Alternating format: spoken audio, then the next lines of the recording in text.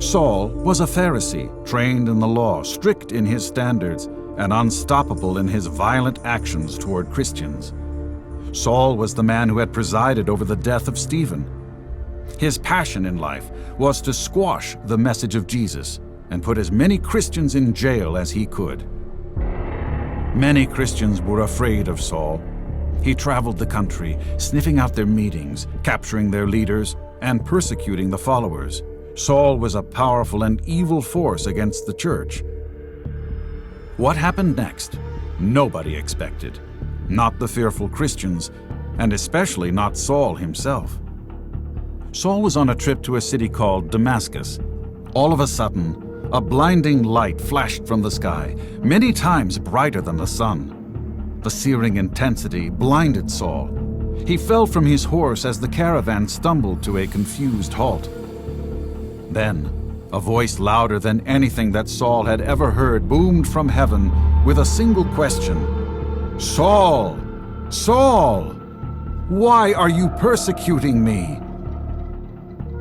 "Who are you, Lord?" Saul whimpered humbly in response. "I am Jesus, whom you are persecuting. Get up and go into the city, and you will be told what you are to do." Saul's life would never be the same.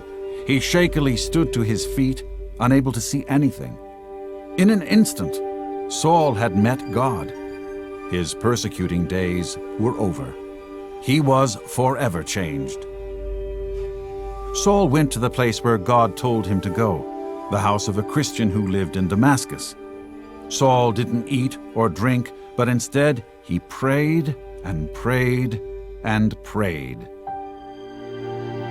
God told a man named Ananias to visit Saul. Ananias was afraid, but God responded with the shocking news about Saul. "Go, for he is a chosen instrument of mine to carry my name before the Gentiles, kings, and the children of Israel." Ananias went to the house where Saul was staying.